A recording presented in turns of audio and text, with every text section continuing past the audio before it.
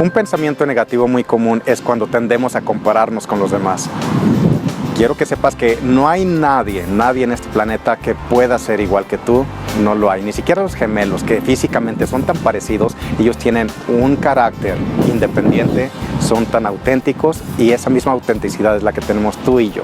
Tendemos a compararnos con los demás cuando sentimos esa falta de aceptación por alguien o porque admiramos a una persona. Otro pensamiento tóxico, negativo, es cuando tendemos a querer arreglar la vida de otras personas. Simplemente tenemos que centrarnos en nosotros mismos.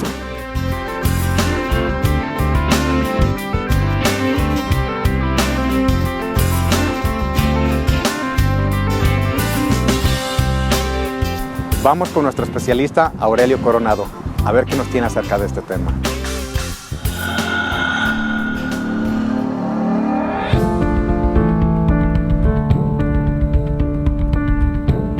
Las ideas irracionales, hay todo un debate en psicología que es irracional, porque para lo que una persona puede ser considerado ilógico o fuera de contexto, para otra persona puede ser considerado lo contrario. Pero los parámetros de lo que podría ser irracional pues tendrían que ver con qué tanto esta idea refleja la realidad o refleja lo que está sucediendo. Lo más importante de la idea racional realmente es que es una idea automática, es decir, que no es reflexiva, que la persona que la está teniendo no tuvo un proceso de análisis para llegar a ella, sino que apareció de manera automática. Los que estudian este tema dicen que este es el problema fundamental de pensar de esta manera. Hay dos como grandes fuentes de por qué podríamos pensar de manera irracional. La primera tiene que ver con estrategias individuales que hemos realizado, es decir, a lo largo de mi vida, como me hablan, como me dicen, como yo veía que los adultos resolvían las cosas, entonces yo de manera automática comienzo a pensar eso cuando me siento estresado.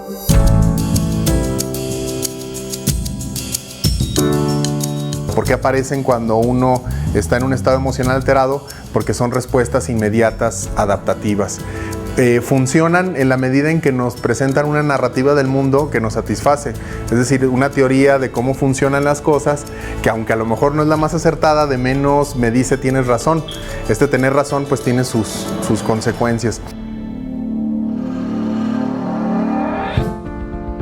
Pero hay otra fuente que es muy importante de las ideas irracionales, que es la ideología.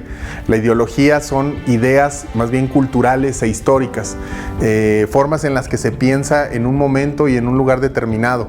Estas ideas son las más peligrosas porque, al contrario de las otras que son individuales y de alguna manera, si las refutas, platicas o te relacionas de manera adecuada con los demás, puedes controlarlas. La ideología son invisibles. Cuando estás teniendo una idea racional, por lo regular te sientes mal.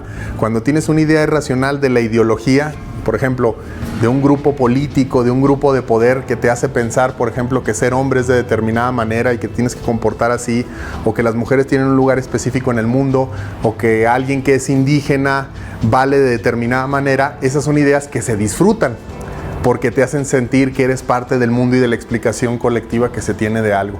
Entonces, cuando hablamos de ideas irracionales, no se nos tiene que olvidar que, independientemente de lo que de manera individual alguien trate de resolver sobre cómo reacciona ante el mundo, ya cuando pasa el tiempo también tenemos que empezar a reflexionar acerca de las grandes explicaciones, ¿no? Las grandes explicaciones, por ejemplo, es quién debería de tener el poder, quiénes son ciudadanos de primera y quiénes son ciudadanos de segunda, quién soy yo y cuánto valgo de acuerdo a lo que compro, cómo me visto, qué me da ansiedad, no tanto por mi desarrollo único, sino más bien qué me da ansiedad porque en este momento histórico a todos nos da ansiedad de manera general por las mismas cosas y por las mismas situaciones y está fuera de nuestro control. Pero uno no quiere ver lo que hay en el fondo, eso es lo más difícil.